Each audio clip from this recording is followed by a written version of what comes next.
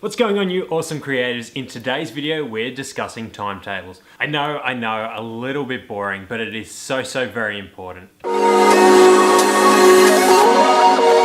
know we all think a timetable is super easy to construct. However, in this video, we're kind of going to deconstruct a few study skills that are going to help you create that perfect timetable. But what do I mean by this? Did you know a professor by the name of Paul Keller conducted a research experiment on over 600 business students from the University of Surrey? This study looked at learning habits of different students over the course of a lecture. It was divided up into three different categories: self-study, space study, and traditional study methods. This study by Paul Kelly showed that if you learned in short intensive blocks with a 10-minute break, you were more likely to remember up to 20% of the content. This was opposed to both the self-study method and the traditional study method in a lecture where you're just given content for the mass amount of time.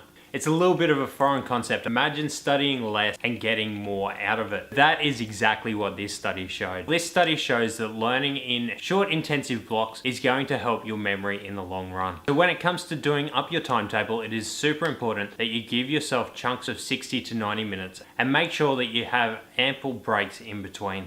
Another important study tip, guys, is to make sure that you're revising the content 1 or 2 days after the lecture takes place, and then 1 week after, and then 1 month after. A study was taken back in 1885 by Hermann Ebbinghaus into his memory retention. This is where your forgetting curve comes into play.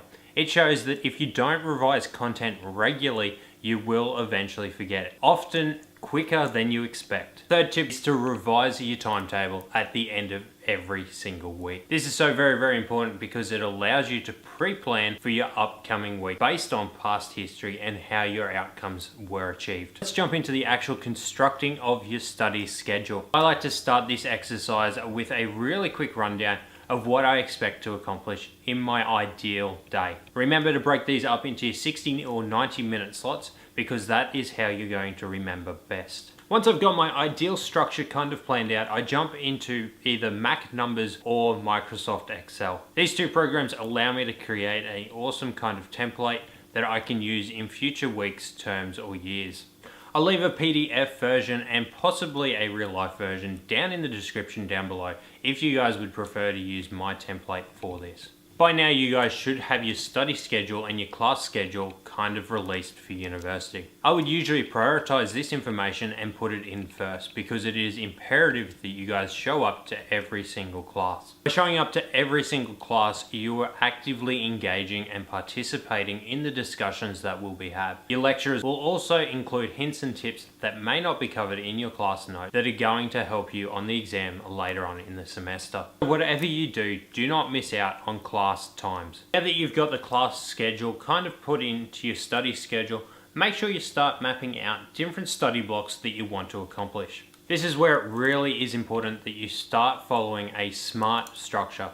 This means that whenever you timetable a study period in, you need to make sure it is specific, measurable, attainable or achievable, realistic, and time-bound. Have you allotted both a start and a finish time? Have you also discussed what specifically you would like to cover in this study block, whether it be memorize a certain piece of text, write 3 pages of notes, or whatever? Make sure that whatever you're mapping into your study plan is specific. This brings us to our next kind of point on the SMART system. Make sure it is realistic and achievable. Is what you're trying to accomplish with every study block actually achievable? Is the time that you've allocated yourself going to work with the amount of work you want to accomplish? After we've completed putting in our study blocks, I usually like to put in a little bit of a buffer at the end of each study block. This allows me to do further study if required, or to have a quick break at the end of a study schedule. If you're not sure about how much time you should be allocating to each subject, usually universities, or at least with my university, they will kind of stipulate about 10 hours per week per subject. This might be different for your universities, but kind of ask your teachers or your learning advisors and they should be able to point you in the right direction. So now that you've got all your classes sorted and all your study blocks kind of sorted and penciled in, make sure you're kind of putting in your social events, your work schedule, or whatever other commitments you might have throughout the week. This becomes super important because your next step is to put in your breaks. It is so very important to have breaks scheduled throughout your weekly timetable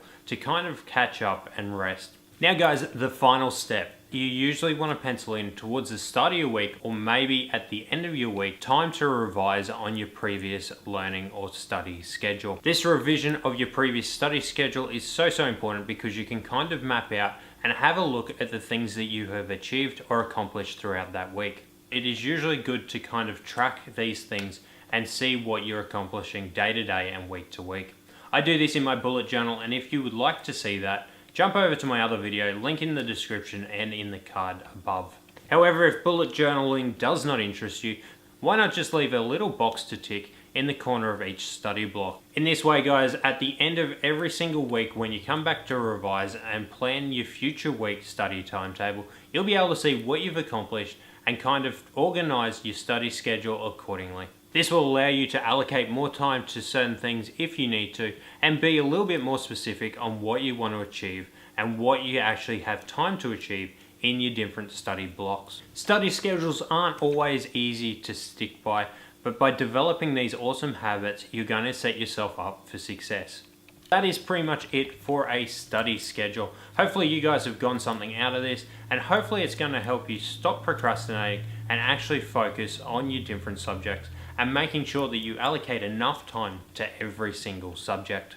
Don't forget to hit that like button down below or leave a comment if you have any concerns or questions regarding Timetable. Until next week, guys, have an awesome week, and I'll see you on the next video.